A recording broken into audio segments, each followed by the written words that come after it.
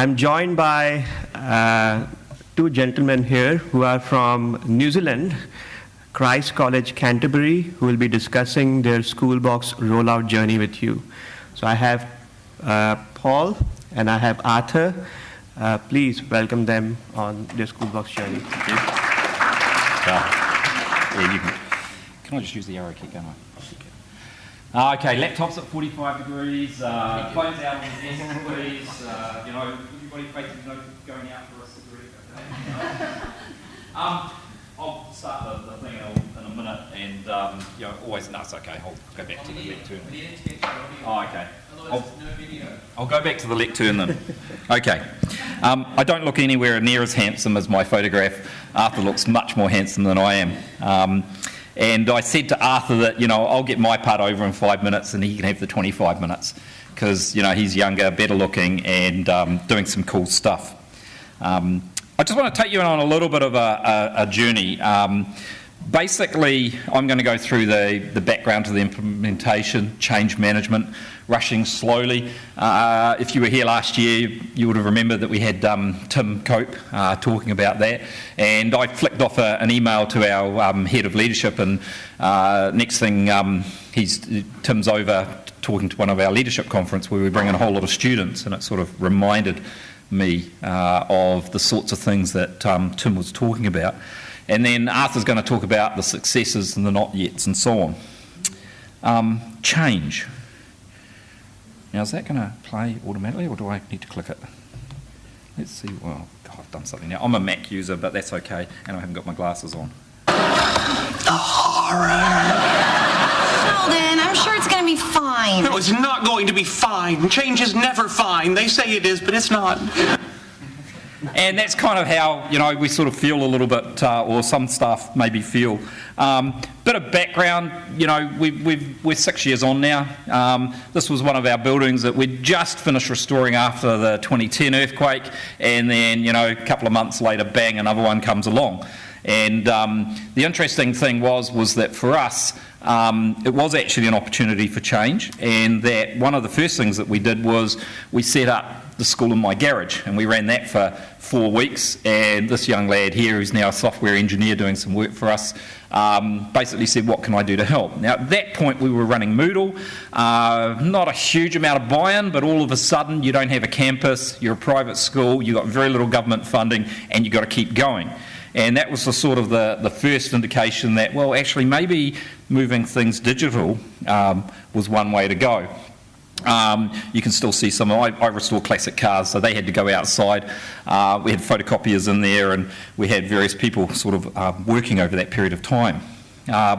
We also then went through this, okay, well, what are we going to do in terms of road mapping, how we move forward, what is it that we want to do as a school, and where do we want to be in X number of years. And at that point, we basically developed our own system. And the interesting thing is that when it was a non-sustainable system though, in that after a few years, trying to actually maintain that, Justin, who was working for us, was going off to the States to work and so on. And so we decided, right, it's about time to change, and we investigated. And I remember talking with James, and I was showing him this and the sorts of things, and he says, oh, that looks like an early version of Schoolbox. Now, I wouldn't have known because I, haven't seen the early versions, but sometimes also though you forget about what it is that you've got, and some people think, oh, we're going to lose this, and that was probably one of the underestimations that I had when we made the change, and I'll come back to that in a minute. So it was Drupal based, and it was all open source, and it pulled all sorts of stuff from Synergetic and so on. And then we talked to our staff, and we talked to them about, what did they like and what didn't they like and so on. And, going back through and looking at that, you're thinking, oh, well, maybe we should have just stayed with what we had. But again, it wasn't sustainable. And we couldn't grow to the personalisation that we needed to. And at that point, we had a change, and we had a new principal who was very, very supportive of this. And that's where we kind of carried on. And so, when we talk about staff about the intranet doesn't meet your needs, and this is the old system, and most people were saying yes. But again, it was non-sustainable. So what we then did was we went through the process, and there was a lot of road mapping from our perspective of, what we should be doing and where we should be heading and so on. And this was in sort of after the meetup last year, and we'd already been looking at it, and it was just doing the final planning, and we said to our colleagues that this is where we were moving to. And so in terms of the planning, it was, first of all, what Schoolbox is. Now, the interesting thing is we were looking at, do we rebrand? Our system was called Discover. Do we go out for a brand name? And I asked a few staff and got back a few silly comments, and I thought, okay, well, let's just keep it like it is at this point, and we'll look at rebranding once we've rebuilt the whole thing. We also wanted to look at part of moving and change is people having familiar things, If it looks familiar, then, maybe they'll buy into it a bit more. We then talked about the unfamiliar. We then looked at working with champions and so on. We had 6 champions, and Arthur is one of them here. I wanted to bring them all, but my budget didn't quite stretch that. Maybe next year. We looked at the implementation, and then obviously looking at the timeline for that. And so I was probably a bit over-ambitious. I've got a couple of colleagues sitting in the back there, they're nodding their heads saying, yes, rush slowly, Paul, slow down a little bit. And, I'm learning to do that. And so we talked about, August to October, setting up and doing the various bits and pieces, introduction and staff, Term 4 last year, staff development over the holidays, the video training, which was very good, but trying to get staff buy into that was a bit mixed because it was a new model for a lot of our staff. And we would have big group meetings, because sometimes you need big group meetings, and then of course we would break it down, and Arthur's going to talk a little bit more about that. We run our own SAML login system for SSO, and so that was an opportunity for one of my developers just to develop that. And again, this was about developing a common sort of a look and a feel. The training side of things, as I said, I think Arthur is the only one who almost got to Hero, and I must admit that even I didn't, I just wanted to get on with it and so on, but it was interesting to see where we needed to get to our staff too. And at this point, we're on version 16, and we were just about to change to 16.5, and in fact, it was 16.5 that we rolled out. So it was a little bit of learning for us in that respect. And we brought Megan over, and we did a few bits and pieces in that sort of training. And then we talked about actually managing the change, and we talked about what we actually expected of our staff. And so part of that whole process was rewriting the documentation, setting it forward. So we have a program of what is our student going to look like in 2020, and so we're trying to align that with our 2020 strategy. And then really we needed to show our teachers, okay, well, how does this sit? Synergetic is our source of all truth. Schoolbox is our source of all learning and management and so on. And then we've got a few other things in there in terms of, Google Suite and HAPARA and parent paperwork and need potential and so on. And our staff, needed to know what that relationship was. It was important for them to, I think, to see that so they could see how we were trying to tie the whole thing together. This was an early version. The familiar, we run our own clock system. And so I just go in on a schedule, and I can change that depending on the periods and so on. It's a little bit easier to do that than it is to change the time systems within Synergetic. And we don't run any bells, and so that just updates, and it sits on our digital signs and so on. So that was part of the familiar. And one of the things based on, coming here for this week and visiting schools, the stuff on the left just proliferates, and it just gets out of hand. And so one of the things that James and Web Services Manager and I are going to be working on over the next couple of months is how do we now refine that? And we then got to think carefully, because I'll just go out and change it. No, that's not the way to do it. Slow down, rush slowly, and in fact, let's actually signal these changes, get the staff and student involvement. Now, we haven't pushed this out to our parents yet. We're in an interesting situation where we weren't even running Synergetic Portal for a number of reasons, and so we've got to make sure now that as we move ahead, we do that carefully. We set expectations, and we set expectations in terms of what things you should be using, and then we also set expectations in terms of timeframes. Now, we had to get some stuff in there first, and so building over some period of time, came back, got some snapshots of what we thought was good practice, and we're constantly reviewing that. And then we talk about, okay, the P stands for, well, parents are going to be able to see this. So staff need to be thinking carefully about those sorts of things. Just one more minute. And so we went through and talked about it at the different levels. So what do we expect at the curriculum level? What do we expect at the departmental level? And then we put exemplars and so on for that. And as part of that, we basically then said, okay, and we had a template anyway for the home pages and so on. Probably the mistake that I made, though, was I said at the beginning of the year, yeah, we're going to roll this out to parents at the end of term 1. Nah, parental portal, parents being able to see stuff, that just threw a cat amongst the pigeons. So we backed off on that and learnt a lesson, and I think things settled down a little bit. You're going to talk now about successes, etc. Thank you. Oops. All right, so Paul asked me to come over and just give a little bit of a teacher's perspective on what the rollout's been like. Because I'm assuming most of you are here because you have rolled out Schoolbox or you're about to roll out Schoolbox. And so hopefully this gives you a bit of an indication of where it might be at for your teachers. We launched to students at the start of the year, so we're kind of 8 months of being live. And from my point of view, that's kind of the stuff that I can now do through Schoolbox. I was able to do those things beforehand, but it was within multiple systems. And so being able to pull it all into one place is really, really good. And the thought of going back into Synergetic Web to mark my attendance and find timetables, or then going to a Google Calendar to see what's coming up next, or going back into the emails to check the school notices, having it all in one place has been a real plus. I've got a couple down the bottom there that I'm just going to expand on a little bit. We're a school that's got a lot of stuff happening, and pretty much every week there's a different routine for a particular day because it's sports day or it's chapel or whatever. And they used to be pushed out through school notices, and you'd then have to go and dig back through school notices to try and find out where they were. We've now just got the one page, whoever's putting that routine up, pops it up and just flicks a quick note that it's there. And then the day before or the morning before, when you're frantically trying to work out when you're meant to start teaching, you just go to the one place, there's the routine, that's what you need. So bringing everything together has definitely been a big plus. Paul mentioned the kind of framework for the curriculum pages. So we've got different faculties, different departments, and then to our courses.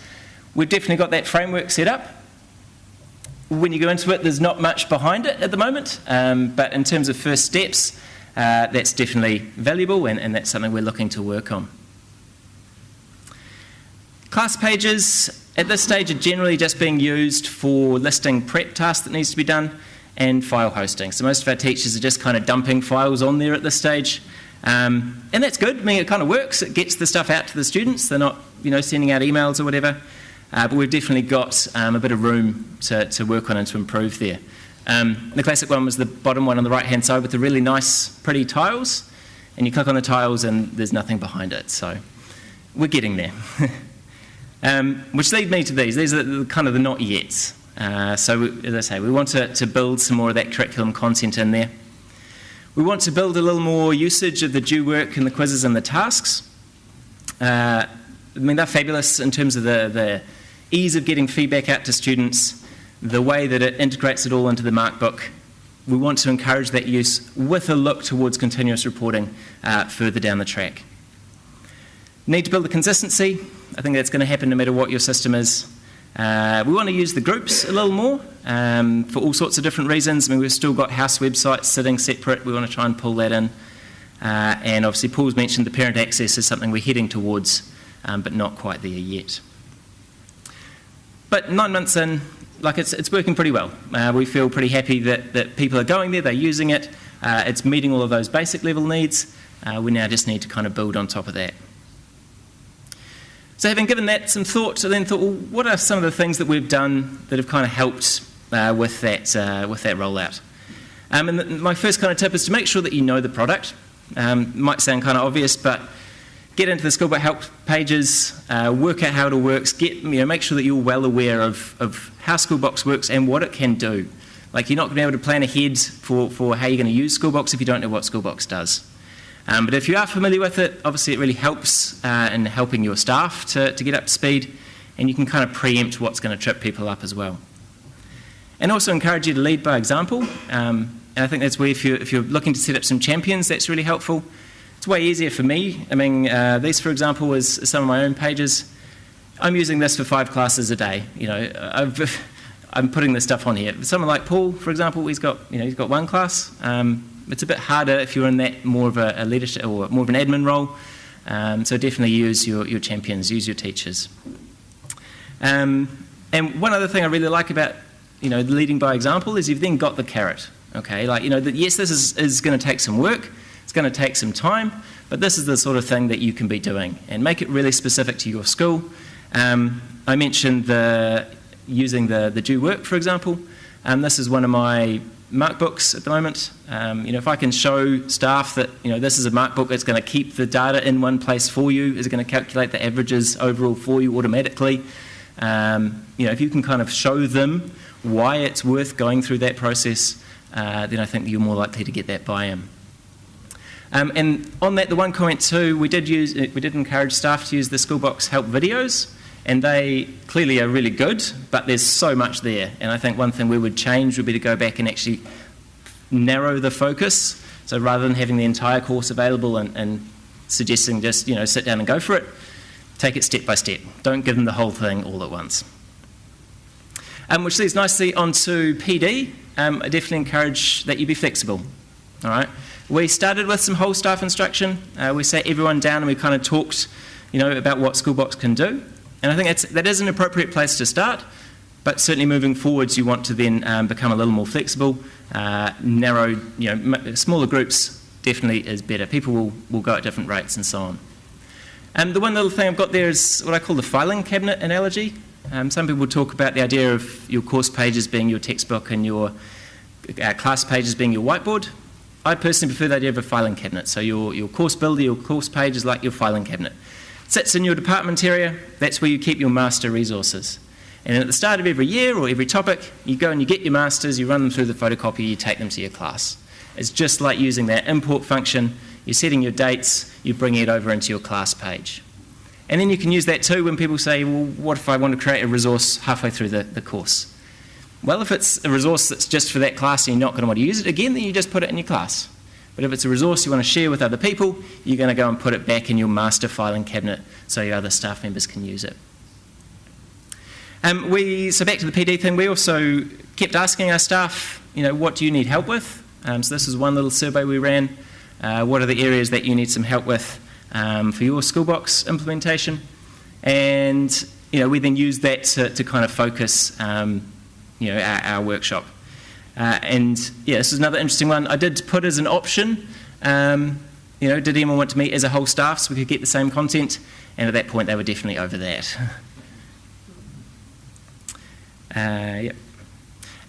We committed pretty fully to the change. As Paul said, we had a system that kind of worked and staff were happy with it, but it wasn't sustainable. It was dying.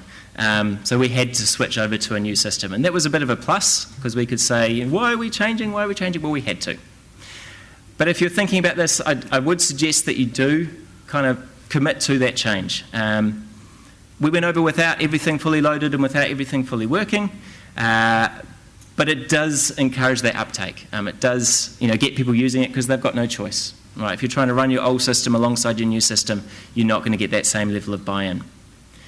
The other advantage was that we were able to be a bit more flexible in our development. So similar to what James was talking about this morning, we're able to, improve things as we go. We're able to go back and rethink about things rather than constantly searching for perfection before you launch. You're always going to have a reason to put it off. Definitely some disadvantages, some negativity from staff when things weren't quite working or we didn't quite know how things were going to go, or we didn't quite know the answer to their questions, and we always felt kind of slightly underprepared, but I guess that's kind of the trade-off. Final little tip is to celebrate your successes. We haven't actually done this, but on retrospect perhaps we should have done a bit more of this. Things like looking at what your staff are doing and finding some good examples and acknowledging the work that they've put in, sharing those amongst your staff. Keep it positive, keep it in people's minds, keep them working on it. And again, focus on that continual improvement. Definitely get involved with the Schoolbox help forums. Keep getting that feedback from both your staff and your students, and keep it in front of your staff members' minds. Make sure you keep nudging your senior management to get that time as well, so that you can continue to grow the system. So yeah, that's it from us. Hopefully that's been helpful.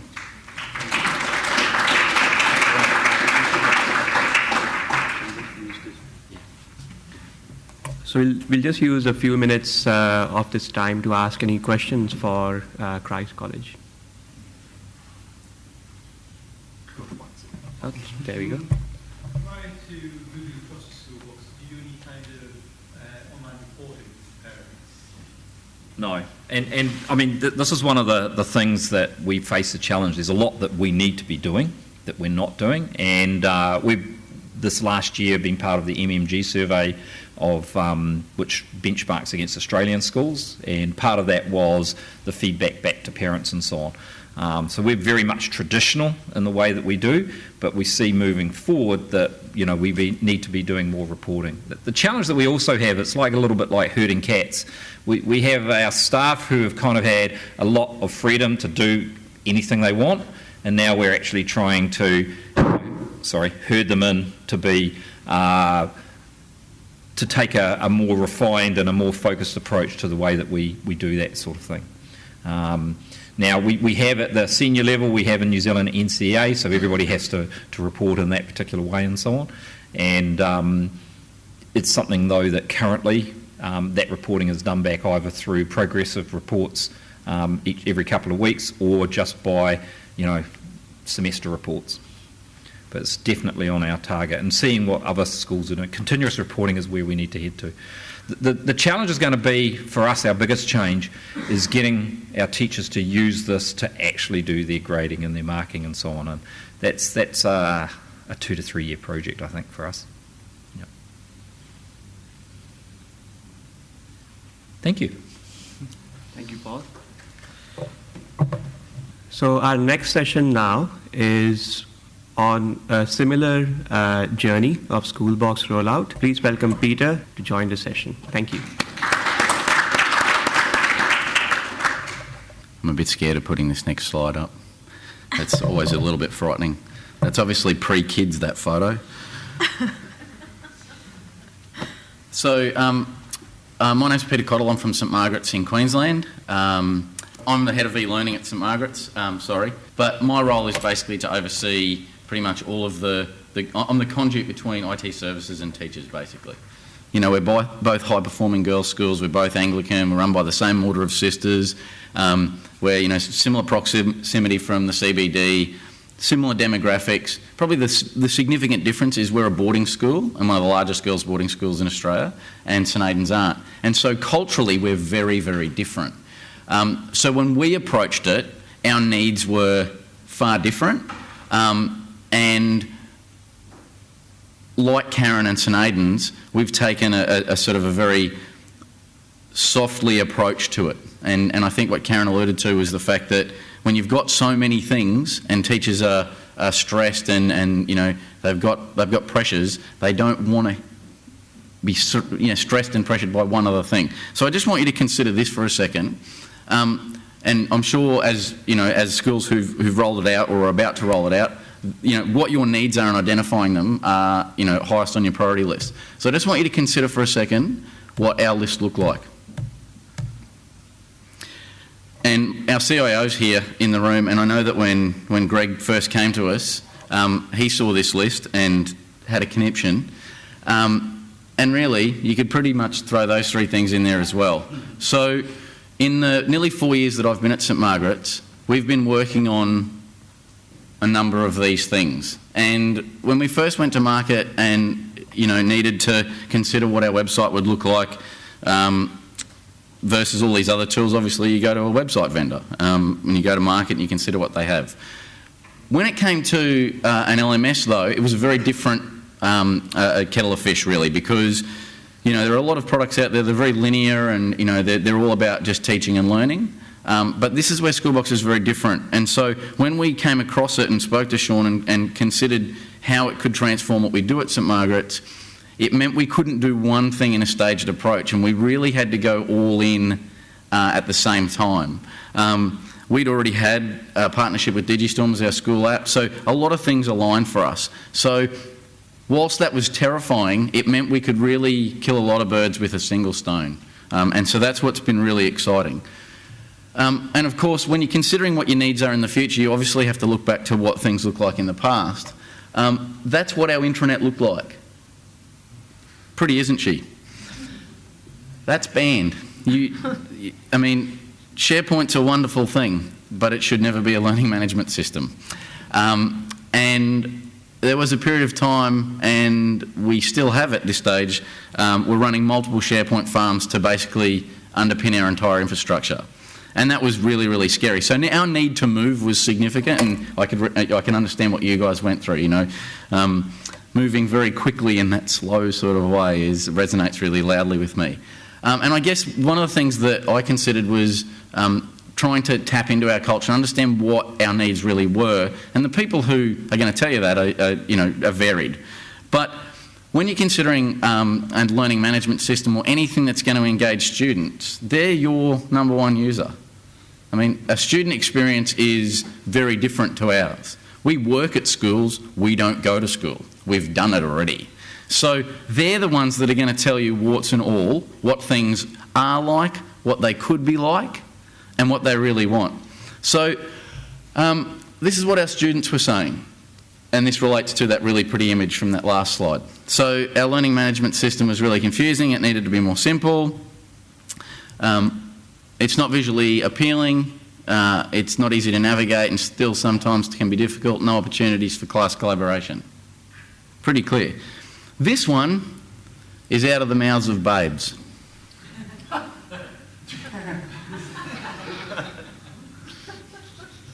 Ask and ye shall receive.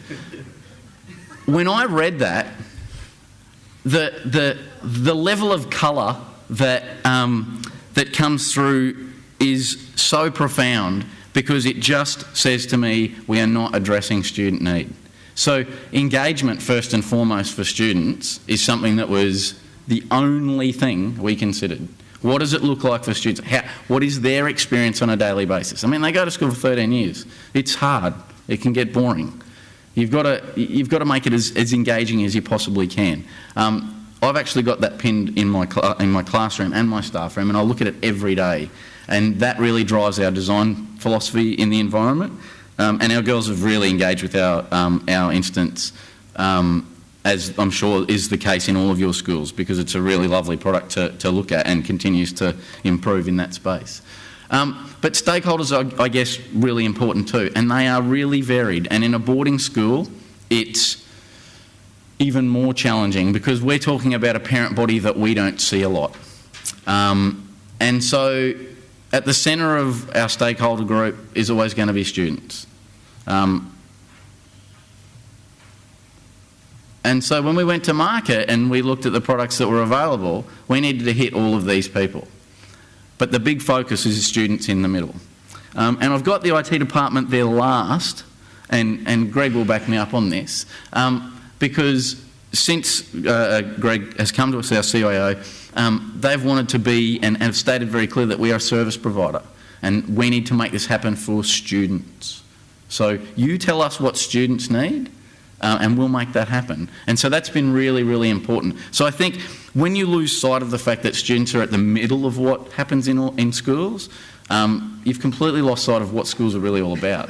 And they're busy places, and everything that I do in our school that relates to the rollout of this product has them in the foremost of my mind. So this is what our roadmap has looked like. So I've touched on it. You go to market, you find a product that fits.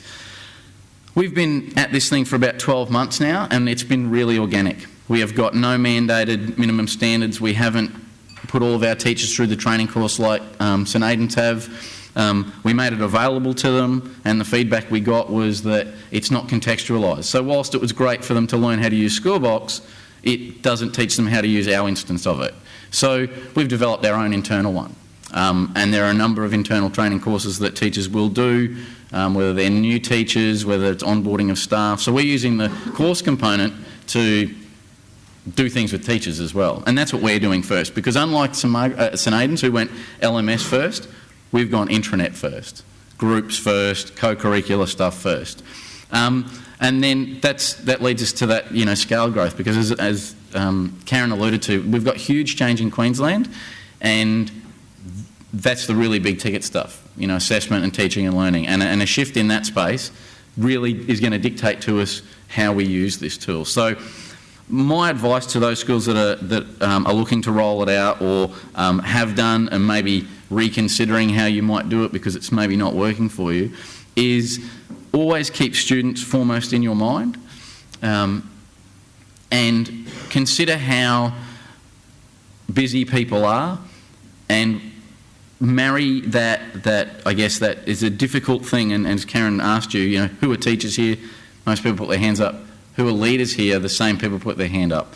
Try and understand when you're the same and when you're not the same. And what I mean by that is, when do you stand beside people? And sometimes when do you stand behind them and just give them that little nudge? So like I said at the beginning, similar schools, but really, really different approach. And that's what's really great about this, is no one thing fits everyone, but its configurability and all of those things is really, really helpful. So thank you. What we'll do is we'll open it up to questions. If anyone wants to know anything. We don't have any images of our instance, but we're really happy to show you. We really wanted to focus on the process rather than the end result, because the end result you can make happen really, really quickly. You can get in there and you can build things and it can be wonderful and whatnot, but if you haven't got that very considered approach, things can go wrong really quickly. Can you tell us something that went really wrong? Something that went really, really wrong? And for ours, and Greg will chuckle when I say this out loud, when I first showed our instance to staff, 15 minutes before I was about to show everyone, I killed the whole thing. Like, dead. Just rang Greg, panicked, we need to get it up and running. So, just when you think it's all going well and, you've had time to experience and play with it, you can still get it wrong yourself. So, and don't be afraid to do that, I guess. So, yeah. Thanks, everyone.